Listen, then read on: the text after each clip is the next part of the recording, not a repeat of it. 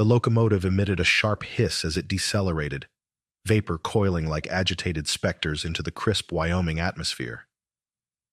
Julia May Crowley descended from the last carriage, her gloved fingers clenching the grip of her worn carpet bag. She was attired in her finest blue garment, a high-necked creation featuring intricate lace at the wrists, now diminished in color from age and washing. The dress's edge swept the dirt of the Rollin Station platform, though she paid it no mind, her gaze locked forward on the future that had been pledged to her. With unsteady digits, she flattened the creased letter in her pocket, as though solace could be found within the ink and parchment. The correspondence had reached her 4 months prior, dispatched by a gentleman named Harland Pike, a widowed ranch owner seeking companionship, domestic assistance, and a reliable presence. It conveyed his desire for a wife. He had noticed her advertisement in the marriage notices and responded with such gentle phrasing, such heartfelt sentiment, that Julia had wept upon reading his words. She had not anticipated that a man would ever compose such a missive to her again, especially not at 52. She repositioned her hat, broad-brimmed and rigid with the dirt of her journey, and surveyed her environment. The settlement was crude and plain, comprising 2 public houses, a place of worship, and a general merchandise establishment with a misaligned sign. Dust adhered to every surface. No one was there to meet her.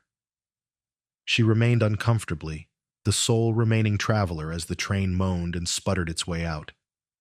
A cluster of young fellows on the veranda of the adjacent saloon snickered and murmured amongst themselves, their looks causing her skin to tingle unpleasantly. "Julia Crowley," a masculine voice hailed from behind her. She spun around abruptly, her heart pounding. There he stood, Harland Pike. He possessed a greater stature than she had envisioned, with a sun-darkened countenance, fair hair, and a substantial mustache that curved at its tips. He was clad in a tan duster coat, boots indicative of extensive wear, and carried a revolver at his hip, a seemingly decent man by outward signs. Yet the instant their gazes connected, a chill permeated her. He regarded her with a scowl that began subtly and intensified with each passing moment. His eyes surveyed her features, her silvering hair, the minor slump in her posture she endeavored so diligently to conceal. "I presumed you were more youthful," he stated tonelessly. Julia's lips separated. "You never inquired about my age." "Had no need to," he mumbled, casting a look at the letter she clutched. "Thought that was for Miss Sprint?" Her cheeks flushed. "You addressed me, Mr. Pike. You stated—" "I am aware of what I stated." He averted his gaze, his expression becoming stern. "Wasn't anticipating someone of my mother's vintage." She suppressed the hurt. "You wrote of desiring companionship, of seeking someone dependable. I have embodied both."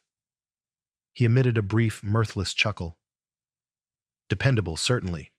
But my wish was for someone to bear me sons, not an individual past that stage of existence." His pronouncement struck her like a blow.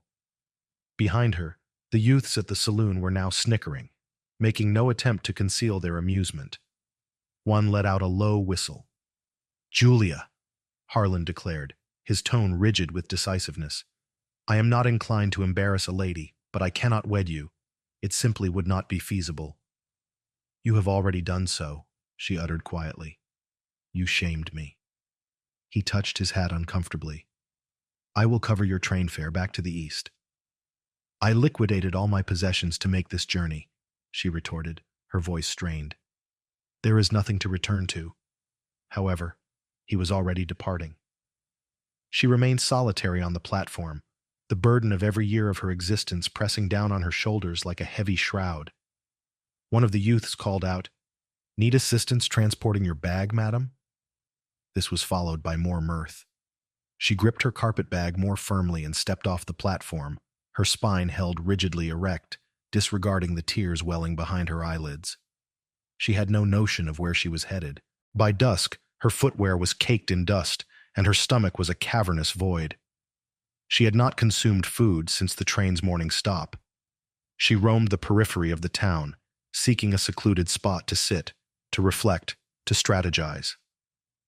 Her trunk, containing the few belongings she still possessed, was gone, confiscated, she assumed, when she had left it at the station to find Harland. She seated herself on the bank of a parched creek bed, gazing towards the horizon. The wind tugged at her hat and toyed with the errant strands of silver-blonde hair near her ears. Coyotes yelped somewhere in the distance. Julia Crowley had been numerous things: a wife for a time, a mother briefly, a needlewoman, a caregiver to her ailing neighbors. But this indignity, this profound, gnawing solitude, this was an unfamiliar experience. A lifetime of reticence, of adhering to propriety, of keeping her hands folded in her lap and her chin elevated, had led her to this, a fissured patch of earth beneath a darkening sky, in a town that had no desire for her. She ought to have remained at home, allowed herself to diminish like all the other unremembered women. Lightning illuminated the distant clouds, succeeded by the low, far-off growl of thunder. She required refuge. Her self-esteem had endured sufficient damage. She rose with stiffness and started walking towards the light she observed flickering in the window of a remote cabin beyond the town's limits. But before she could gain the road, a voice called out from the gloom. "Are you lost, ma'am?" She turned sharply, her heart faltering. A man rode forth from the dimness of a cottonwood stand, his horse's hooves making a soft sound on the compacted earth. The lantern suspended from his saddle swayed, casting him in alternating gold and shadow. He appeared to be in his mid-50s, lean and broad-shouldered, with eyes that captured the light just enough to reveal their keenness. He wore a dark coat, lightly covered with trail dust, and a rifle was slung across his saddle. "I do not appreciate being approached stealthily, sir," she said, her voice steady despite the tremor in her stomach.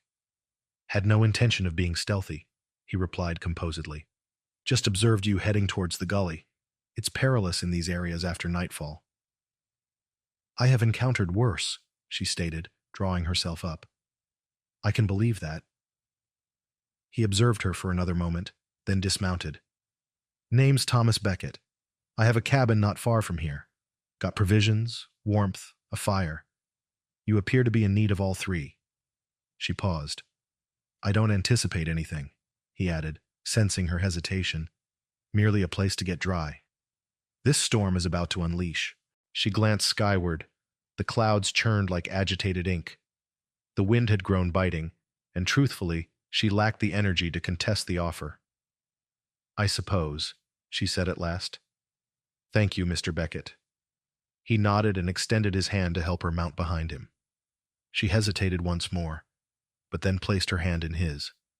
The contact was surprisingly warm. The journey was silent, except for the wind and the rhythmic cadence of hooves. His cabin came into view just as the initial large drops of rain began to descend, a humble dwelling of rough-hewn timber and stone, light emanating through oiled window panes. Inside, the air was dense with the aroma of wood smoke and rabbit stew. Julia's stomach rumbled. "Have a seat," he said. "I'll fetch you a blanket." She complied, lowering herself into the solid rocking chair near the hearth. The warmth enveloped her like a surge, dissolving the chill that had penetrated her bones since her arrival at the station. Thomas handed her a mug of coffee. "There's a quilt on the bed if you desire it." She sipped slowly, the bitter warmth clearing the haze in her chest. "You're not a local," he remarked. "No," she responded. "I was supposed to be, but the gentleman reconsidered." He didn't inquire further. "I am 52, she added, "in case you were curious." "I was not." That silenced her. "I regret you were treated discourteously," he said. "There are too many imbeciles out in these parts who believe a woman ceases to matter after 40. Julia managed a faint smile. "Some believed I stopped mattering at 30. He removed his coat, hung it by the fire. "My wife passed away 5 years ago. Fever. Since then, it's just been myself and the work. I understand something of that kind of quietude." He looked at her then, truly regarded her, and nodded. Outside, thunder boomed. Rain lashed the roof. Inside, two strangers sat by the firelight, connected by loneliness and the tenuous strand of dignity. Julia leaned back in the chair and let out a breath. She had not found what she journeyed for, but something, someone, had found her. and the tempest was only just commencing. The fire whispered softly in the stone hearth, the sole sound within the small cabin apart from the consistent patter of rain on the roof. Julia sat enveloped in a faded patchwork quilt, her hands cupped around a tin mug of coffee that had long since cooled, though she continued to sip it with an unconscious rhythm. Its warmth, however slight, kept her grounded in the present. Thomas Becket moved with quiet proficiency. He was a man accustomed to silence and solitude, but not unaffected by it.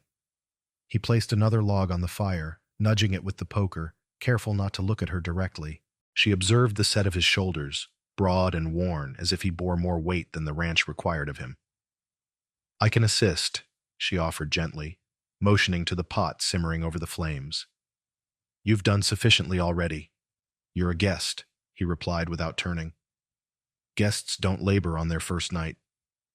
The response was kind, but there was an element in his delivery, gentle, firm, and leaving no room for debate, that made her resettle into the chair. Outside, the storm now raged with full force. Wind shrieked through the gaps in the wood, and rain assailed the roof in a wild, insistent beat. The west approached nothing tentatively, not tempests, not affection, not sorrow. Thomas returned with 2 bowls, ladling out stew that smelled of rabbit, potatoes, and sage. She accepted her portion with a nod of gratitude, and took the initial mouthful, surprised by its richness. Hunger intensified the flavor. She hadn't comprehended her emptiness until that moment. They ate in quiet for a few instances, the sort of silence that feels merited rather than uncomfortable. It hung between them like a shared covering, frayed in spots but providing warmth. "You were wedded," she said eventually, not as a query but as a declaration. "Yes," he responded. 10 years. Hannah succumbed to a fever. She was robust, a rancher's daughter, more intelligent than I. What transpired? The physician said it affected her lungs. It came on abruptly, took her more swiftly than I could combat it. Julia nodded. "I lost a child years ago, a boy, 2 summers old. He fell ill, and the world never felt the same thereafter." Their eyes met, and an unspoken understanding passed between them, not of specific events, but of sorrow, the kind that settles deep in one's being. "I am sorry," he said. "I am too," she replied. Outside, the storm continued, unyielding. Thomas reached over and added another log to the fire, his hand steady despite the wind's tremor outside. "You have relatives back east?" "No," she said. "My sister passed on last winter. My brother, well, he was amiable until he required something, then he was absent. There is no one remaining." She took another bite of stew. "Except for myself." "You traveled a considerable distance for a man who lacked the decency to honor his commitment." "I believed I had a further opportunity," she said quietly. "I thought perhaps someone might perceive me." "I perceive you," he stated without hesitation. The words were not romantic, not precisely, but they were truthful. She gazed into the flames, the flickering gold and orange hues dancing like memories she couldn't quite secure. Her hands ached from the cold, though the warmth of the stew had begun to alleviate the stiffness. Still, the ache in her chest persisted, the ache of being deemed unworthy, of having her hope assessed and found deficient. Thomas stood and began to gather the dishes. Julia rose to assist, and this time he did not prevent her.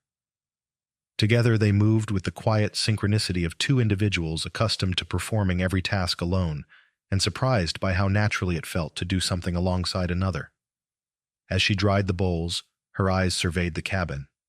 It was compact but orderly.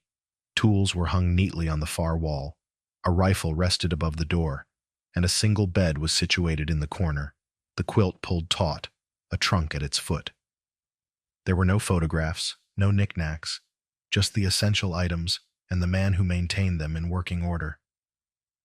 "You're not one for excessive possessions," she observed. "Never possessed the means for it," he answered with a wry smile. That smile touched something within her. He wasn't handsome in the manner she recalled young men being, but his face was shaped by wind, sun, and difficult decisions, and there was kindness in it, a kindness she hadn't encountered in years. After the dishes were finished, he poured her another cup of coffee and gestured towards the rocking chair. "You'll rest better by the fire." "And you?" she inquired. "I have another blanket. The floor isn't so objectionable." "You'll injure your back." "It's already injured." She smiled at that, and he gave her a nod, as if gratified to have elicited it. The storm began to subside, its intensity diminishing to sporadic taps and distant rumbles. The air inside the cabin grew denser with comfort. Thomas retrieved the spare blanket from the trunk and unrolled it near the fire. Julia watched him, uncertain of what to say or do. There was no established protocol for moments like these, no etiquette for two fractured individuals sharing warmth after a day that had endeavored to break them. "Why did you not remarry?" she asked softly.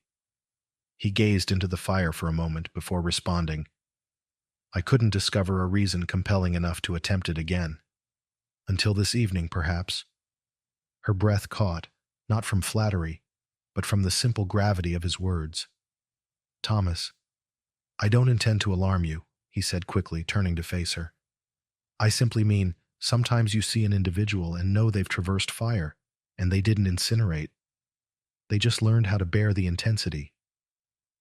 She didn't know how to respond to that, but it wasn't necessary. He hadn't spoken it to impress her. He'd spoken it because it was true. The wind groaned once more through the fissures in the wood, gentler now. The storm had exhausted itself, but Julia had not. She leaned back in the chair and drew the quilt snugly around her shoulders. The fire cast shadows on the walls that danced like specters liberated from their constraints, and somewhere deep within her, a flicker of warmth, of potential, began to glow. "You'll remain for a few days," he said softly, already more a statement than a question.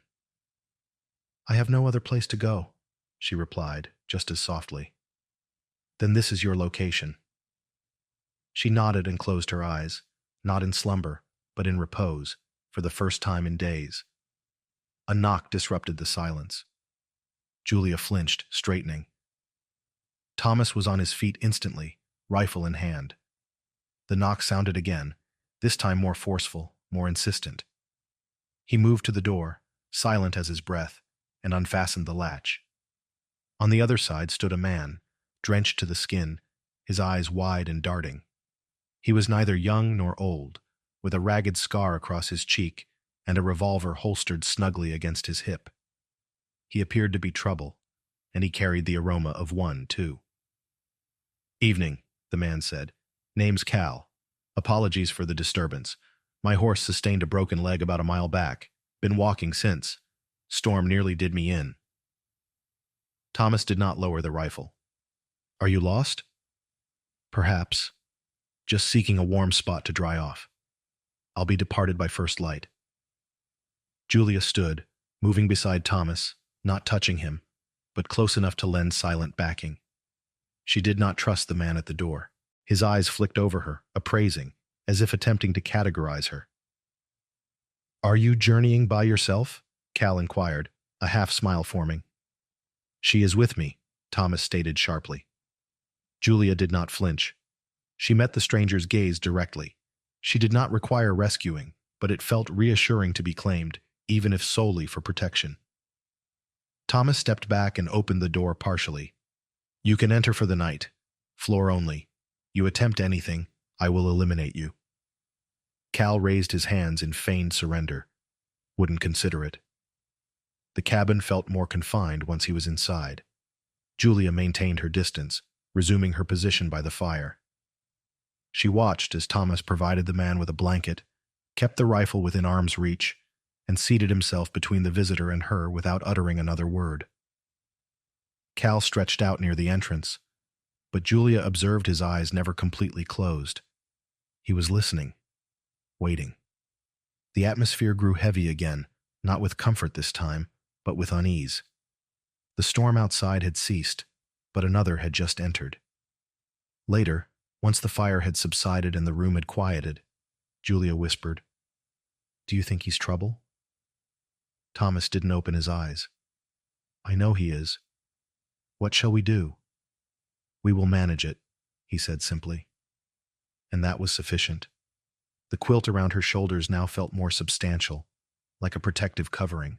The cabin no longer felt like a haven from the storm.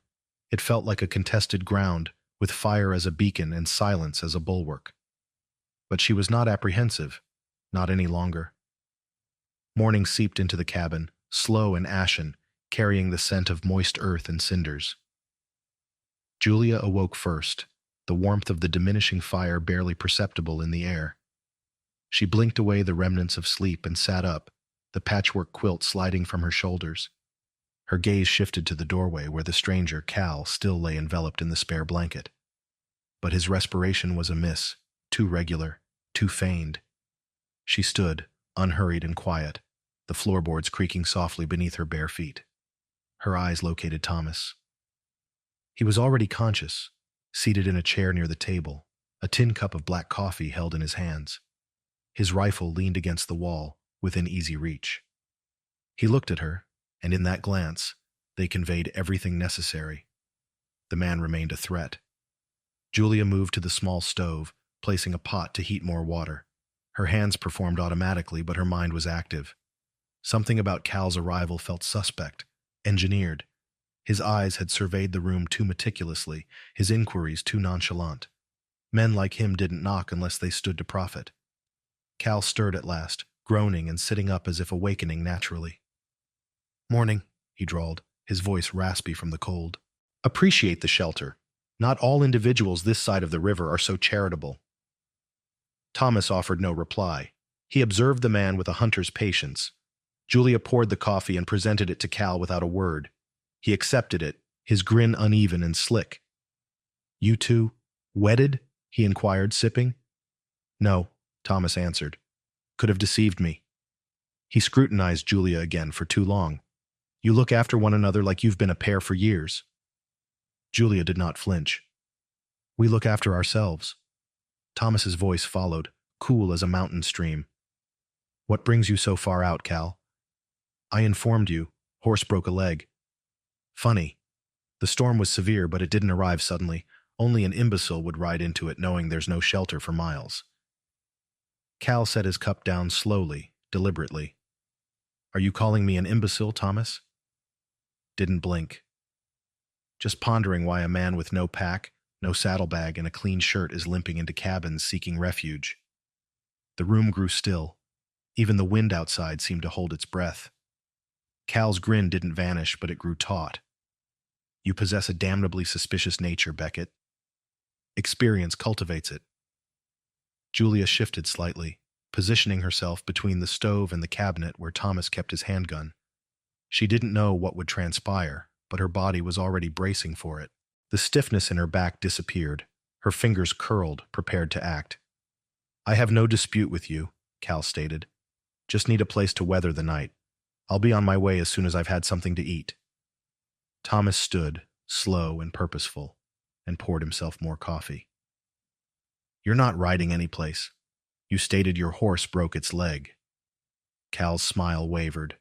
Thomas added, "There are no fresh tracks outside, no indication of a horse." Julia watched as Cal's fingers edged towards the blanket beside him. She took a half step towards the cabinet. Then it occurred. Cal lunged, not for the coffee, not for the door, but for Thomas's rifle. But Thomas had anticipated it. He seized the butt of the firearm just before Cal's hand could close around the barrel. The two men grappled, grunting, the chair scraping backward as they vied for control. Julia didn't shriek. She didn't become immobilized. She wrenched open the cabinet, retrieved the small revolver, and cocked it. "Release it," she commanded, her voice like tempered metal. Cal froze, panting, his hand still clamped on the rifle, his eyes flicking to the revolver aimed squarely at his chest. "I said, release it," Julia reiterated. Cal slowly relinquished his hold. Thomas stepped back, raising the rifle to aim directly at the intruder. Julia held her position. "You don't appear to be much," Cal sneered at her. "An elderly woman with a pistol." "You don't appear to be much either," she retorted. "But here we stand." Thomas jerked his chin towards the door. "Depart now. I have nowhere to venture." That is not our concern, Julia snapped. You entered with deceit. That is sufficient. Cal took a prolonged breath, assessing his chances. He must have perceived something in both their expressions, something resolute, because he muttered an oath and moved towards the door. If I ever encounter you again, Thomas cautioned, I will not await your initial move. Cal departed without another utterance, the door slamming behind him. Julia's hand did not lower until the sound of footsteps diminished into the damp morning quiet. Then she exhaled and placed the revolver on the table. Thomas looked at her, a long, inscrutable expression on his face. You managed that effectively. I've managed worse. He poured her a fresh cup of coffee and set it before her. You possess more fortitude than most men I've encountered. She accepted the cup, nodding her thanks. Being treated as if I'm delicate for 50 years will achieve that in a woman. Thomas sat. They didn't speak again for a period, both sipping their coffee and listening as the world regained its serenity. Later, after a breakfast prepared in silence, they stepped outside together. The rain had ceased, the sky hung low and gray, but the land appeared cleaner, purged of its dust and unease. The tracks Cal left behind were shallow and dispersed. He hadn't traveled far. Julia noted the direction and turned to Thomas. Do you believe he will return? Thomas nodded. If not today, then shortly. Then we ought to be prepared. I have a shotgun and 2 rifles. I have a needle in boiling water, she said. That elicited a laugh from him, a short bark of amusement that dispelled the tension. They returned inside. Julia assisted with repairs to a broken fence post after lunch, her sleeves rolled up, her hands red and blistered. Thomas observed her work, not with doubt, but with a quiet admiration. She never requested rest, never asked for assistance. She simply performed what was necessary. By evening, the cabin felt less like a place of refuge and more like a stronghold, not due to its walls or its armaments, but in the way they now moved together, wordlessly, confidently. Over supper, Thomas finally spoke. There's a social gathering in town Saturday. Julia raised an eyebrow. Do you dance? Not proficiently, but I thought perhaps we could attend. Give the town something to discuss. You're not concerned about what they will remark? They will remark that I brought the most dignified woman in 3 counties. Julia's mouth twitched into a smile. I shall consider it, she said. He nodded, not insisting, but something warm spread within her chest, small and quiet and unyielding. Later that night, while cleaning dishes, Thomas spoke again. You know, Harlan Pike is a craven individual. Craven individuals always conceal themselves behind regulations, she said. Too elderly, too impoverished, too plain. They invent justifications so they don't have to acknowledge their fear of strong women. You're not merely strong, Thomas said. You're intrepid. She looked at him, suds dripping from her fingers. No, I am terrified, but I act nonetheless. That is the distinction. Their eyes met. The moment lingered. Thomas stepped closer. I would like to court you in a proper manner, he said, if you would permit me. Julia studied him for a lengthy moment. I am not a young girl. I am not here to be wooed as one. I do not desire a young girl, he replied. I desire a woman who comprehends her own mind, who recognizes her own value. She dried her hands on a cloth and said, Then I suppose you can commence with a dance on Saturday. He grinned. But before she could savor the lightness of the instant, there was a knock at the door. Thomas was already reaching for the rifle. Julia grabbed the revolver. She opened the door slowly, cautiously. It wasn't Cal, it was Harlan Pike. He looked cleaner than she remembered, better attired and anxious. Julia, he said, I came to offer my apologies. She didn't step aside. I was mistaken, he said. I judged you too hastily. I didn't realize the kind of woman you are. No, she said. You realized. You simply didn't approve. He swallowed. I wish to rectify matters. I brought a license. I have witnesses in town. If you'll return, I'll marry you. Behind her, Thomas remained motionless. Julia held the doorframe and looked at Harlan for a long, quiet second. Then she smiled, not with kindness. You turned your back on me before the entire town, allowed them to laugh at me, called me too old to be a wife, and now that someone else perceives me, suddenly I am worthy of your attention. I made an error. No, no, she said. You simply didn't imagine I would find someone capable of seeing beyond my years. She stepped back and closed the door. The latch clicked. Thomas raised an eyebrow. Didn't anticipate that today. I did, she said. Men like Harland always return when they realize you're not awaiting them. She resumed her dishwashing, humming softly. Thomas leaned in the doorway, observing her. In the space between them, something steadfast had taken hold. Dignity hadn't merely been defended, it had been reclaimed. The sky was a delicate blend of violet and rose as twilight enveloped Rollins. From the elevation near the town's periphery, Julia could discern the chapel spire capturing the final amber rays of daylight, casting elongated shadows over the unpaved roads and time-worn structures. She stood alongside Thomas, her hands clasped tightly in front of her, the edges of her shawl fluttering in the cool zephyr. They had not conversed much since Harland's visit 2 days prior. It had not been necessary. The silence between them had acquired a new significance, no longer empty, but imbued with comprehension. Below them, music drifted faintly from the community building. The dance had commenced. Are you certain about this? Thomas inquired, tipping his hat back just sufficiently for her to observe the doubt creasing his brow. No, she answered with a wry smile, but I am proceeding anyway. He offered his arm. She accepted it. The walk into town was quiet, save for the crunch of boots on gravel and the occasional rustle of wind in the undergrowth. As they neared the hall, voices and laughter emanated through the open doorways.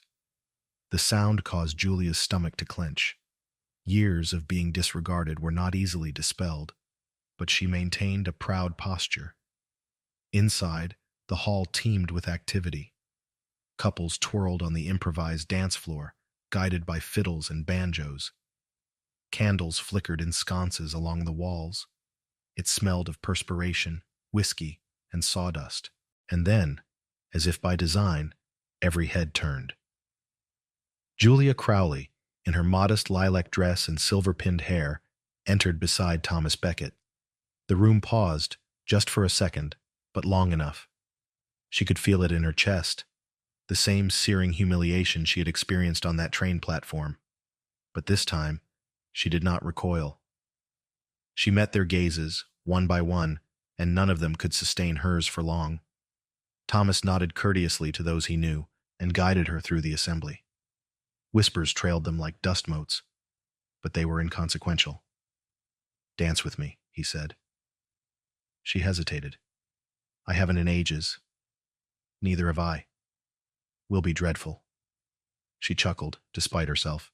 You're tenacious, I observe. I see you, Julia, and I will not cease. She took his hand.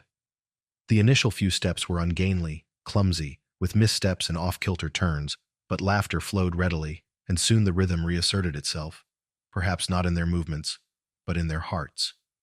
She felt warm from within. They danced again, then again, and gradually the stares diminished, the whispers faded. People returned to their own affairs. Some even smiled. Julia left the floor, breathless. She hadn't smiled like this in years. Her cheeks throbbed, and her heart beat with a wild, liberating energy. She stepped out onto the porch, allowing the night air to cool her. The stars were beginning to emerge through the indigo expanse above. She leaned against a post and closed her eyes. A voice shattered the tranquility. You truly selected him? Her eyes snapped open. Harland stood just beyond the lantern's glow, arms crossed, eyes narrowed in disbelief. I did not select him, she said. He selected me, as I am, without apology. He stepped forward. I returned. I attempted to amend matters. You returned because you witnessed someone else desired me, she retorted. Not because you did. His jaw tightened. You embarrassed me before the entire town.